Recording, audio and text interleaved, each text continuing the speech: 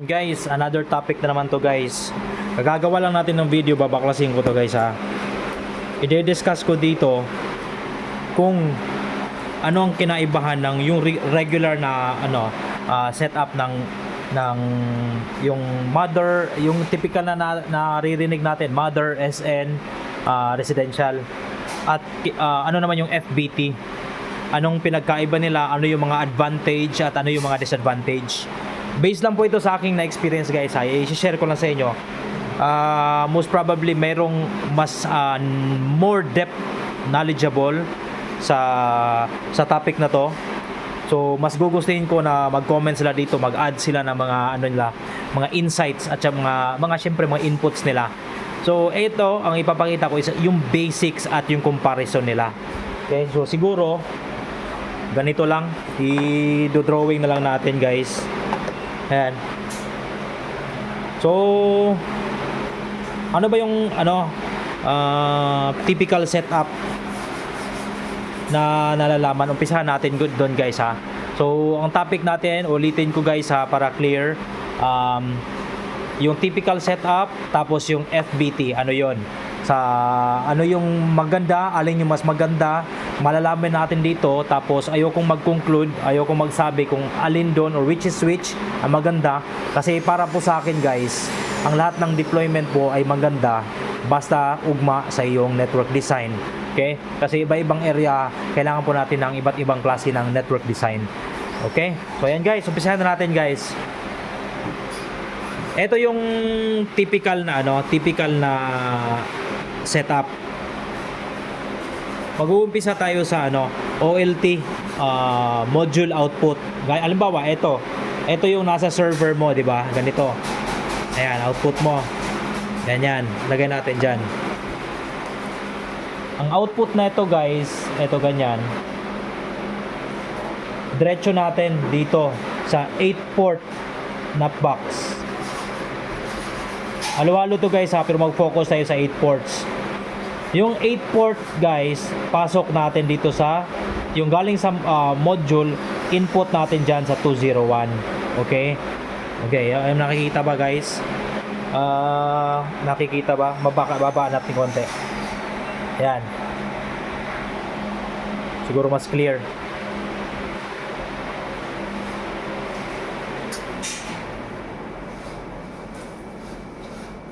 Okay, eto si module 9 dBm guys ha, 9 dBm. Ito yung OLT mo. Whether mini GPON, si Visual ba, standard OLT. Ito yung deployment niya. So output ng module, pasok mo sa 201, ito yung magiging input niya. So meron tayong 8 outputs. Okay? So syempre kung 8 outputs, wait lang, kung nakuha ang PLC ha.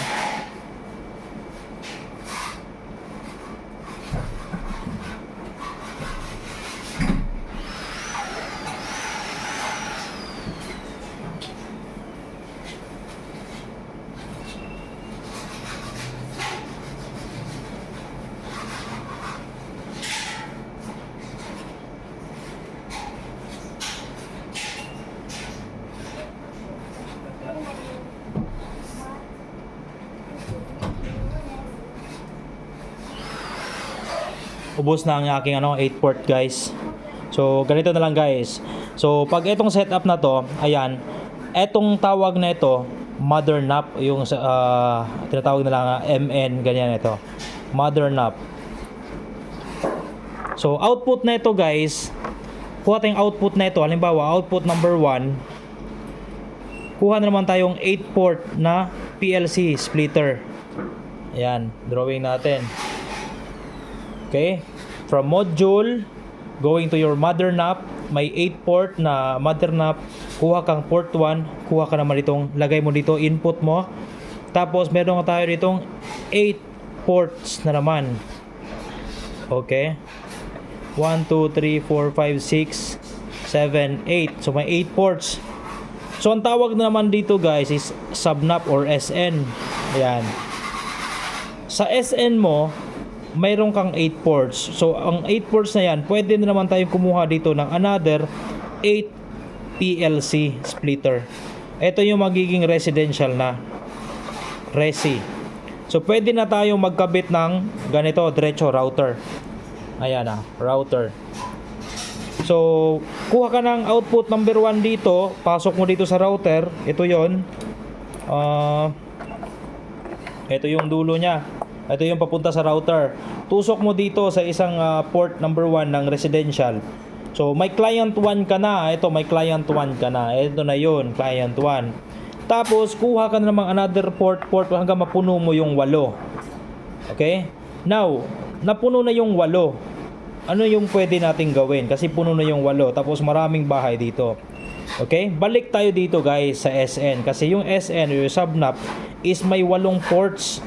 Diba kumuha tayong port 1 dyan para sa isang residential. Pwede na tayong kumuha naman ng port number 2 ni SN para sa another napbox residential na naman. Okay? Same goes to port number 3. Ayan, another napbox, ibang area. Another port 4. Ganyan. Ganyan yung layout niya. Okay? Ganyan yung layout niya. Ito, mother nap, SN residential. So yun yung layout guys. Now, for example, naubos na to, puno na tong 8 ports ng SN mo. Puno na rin to lahat. Ano pa po ba ang pwedeng gawin? Di ba dito tayo sa ating mother nap, dumukot tayo dito ng isang port. Isang port lang, di ba? Si port number 1, ito yung pinunta dito. Pwede na naman tayong kumuha guys, si port number 2. Ito, kabilang barangay na naman to. Ayan, doon sa kabilang barangay. Ayan, kabilang barangay. Itong setup na to is kabilang barangay din. Assuming ito ay 5 kilometers away. 5 kilometers away sa server mo. Diba? Maning-mani sa kanya yan guys. Kasi 9 dBm yung module gamit natin. 5 km. So ito yung setup. Tapos na. Ubos na yan. Ubos na yung setup na yan. Dukot na naman tayong panibago. Dito naman tayo. Another, let's say for example, 10 km away. 10 kilometers away. Meron ka na naman dito. Balik na naman tayo sa steps na SN. Subnap. 8 na ports. 8 na ports dyan. Balikan na naman natin yung layout. Halimbawa, may kanto dito, isang kanto dyan. Lagay kang isang napbox. Port number 2, another kanto dito, another box. Another kanto. Ayan, another box. Another kanto, another box. Okay? Hanggang maubos mo yung 8 ports. So, yun yung ano niya, yun yung setup. So, halimbawa, ubos na to, isang barangay na yan. Mayroon ka pang port number 3. Pwede kang kumuha ng port number 3. Another deployment guys. Another, let's say, another 7 kilometers away. Another barangay. Repeat the process lang guys. SN. Tapos output ng SN. Ayan. Residential nap. Now question. Ano ba yung advantage na ito? Anong kinagandahan ng layout na to? Ang kinagandahan ng layout natin ganito guys is ano siya, maraming variation, maraming options.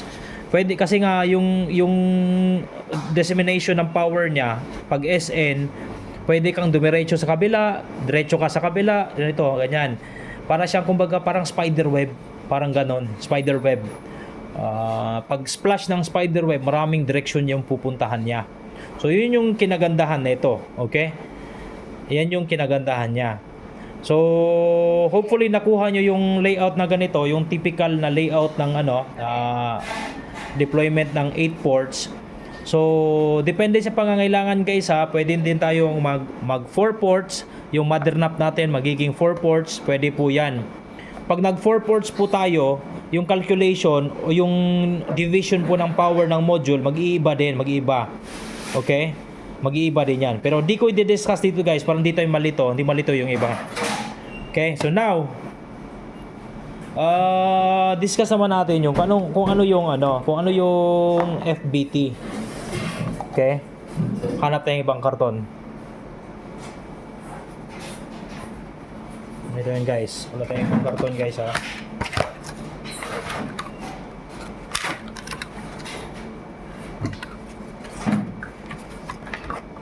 Yan.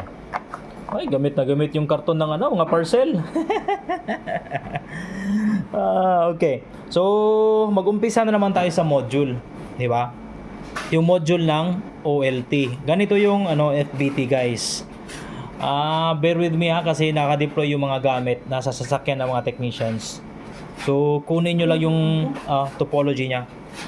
So, FBT, 8 ports naman tayo. 8 ports ha. 8 ports calculation. Ayan. Ano naman yung design? Ganito naman si FBT, guys. Si FBT technically is parang ano siya, parang daisy chain. Input, output. Okay? So ito naman yung kanina, sabi ito, yan. Medyo ano to, complex siya, magastos sa kable. Yun lang, magastos sa kable kasi every latag mo may single core ka dapat niyan, or di kaya pag nag multi-core ka mahirapan ka sa layout na to. Maganda to pag ano, mga single core kasi parang cobwebs nga, di ba? Yan. So balik tayo dito, FBT. Yan. FBT. Ano ba yung FBT? Ganito po yan. Technically ganito lang. Output ng module, mag-i-input po siya sa input ng 201 ni module. Pag input niya, ito po yon, yan. Input ka dyan, mayroon naman siya ditong 202 output. May calculations po yan, guys. Hindi ko muna i-discuss yung calculations. Yung topology muna niya. Yung flow. Okay? So, ito yon. Pag output module, in ka sa 201, output ka sa 201, input ka na naman sa another PLC FBT 201, output ka na naman sa 202, yan, to another PLC or FBT. So, assuming 8 yan. Ganyan ang flow niya, guys. Okay? So, pagpasok ng input dito, guys, input, may output ka na diretso na 8 residentials. Yan. 8 residentials. So, every FBT, every port, meron siyang 8 residential outputs. Yan. So, dapat 8 knockbox nito. 1, 2, 3, 4, 5, 6, 7, 8. Yan. So, 8 knockbox yung i-deploy natin. So, ayan. Napakasimple lang si FBT, guys. Mag-stick ka lang siya sa calculation niya. Sige, wag na. Separate na yung calculation. Malilito yung mga newbies. Ang FBT, sum up natin, output ng module, input ng knockbox 1, output ng knockbox 1, input to knockbox 2, output ni knockbox 2, input to knockbox 3, and so on and so forth. Okay, ganun po si FBT. So, ano bang advantage nito ni FBT? Compared dun sa kanina pinapakita ko. Ang advantage nito, guys, is hindi ka magastos sa kable. Kasi single core lang yan. Single core lang yung ginamit mo. Pwede kang gumamit ng drop cable. Kung nag-uumpisa pa ka lang, drop cable yung gagamitin mo. Daisy chain mo lang yan. So, magandang implementation naman nito, guys, is a highway. Is diretsohan yung kalye o yung highway. Diretso. Pag may poste dyan, poste dito, poste dito, poste dito, poste, poste, poste, poste. Okay? So, diretsuhan yung flow niya. Ayan. Yung flow ng latagan niya. Hanggang matapos yung 8 port. 8 PLC. Yun yung advantage niya. Advantage nito over sa isa is single core lang gagamitin, daisy chain, hindi magulo yung kable. Yun. Pero ang disadvantage naman nito, guys, discuss natin kasi hindi naman puro advantage lang yan eh. Every deployment meron siyang weakness, meron din siyang strength. Ang weakness naman nito, guys, is halimbawa itong dulong kalye na to is ibang barangay yan, NAP number 8. Pag nasira ka dito sa kalyeng to, sa first barangay mo, NAP 1, pag nagka-fiber break ka niyan, ubos lahat yan. Okay? Yun. Ubos lahat yan. Patay lahat yung mga customer mo dyan. Kasi nga, isang daisy chain lang, nagka-problema ka sa puno niya. Yun yung disadvantage. Now, wag tayong mag-focus sa disadvantage. May advantage naman. Ano ba yung advantage niya? Siyempre, kung nasira dito, isa lang yung ito troubleshoot mo, mabilis lang. Kasi reading ka dito, LO. Mayroong reading. So, ibig sabihin, mayroong reading dito. Ang dito na side na is okay, nga kable. Dito ka mag-focus naman sa next. Diyan. So, malolocate mo agad yung mga problema.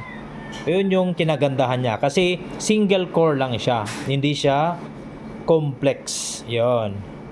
So, balikan natin yung question, alin ba sa dalawa ang maganda? Ito, FBT o yung standard na ganito, alin ba yung maganda? Ang kasagutan ko po dyan guys, etong lahat ng to is puro maganda. Nasa sa inyo po yan kung ano, paano nyo i-deploy, kung ano yung magmamatch sa design base sa layout ng mga bahay-bahay, kung ano yung area nyo, kung isang tumpukan na barangay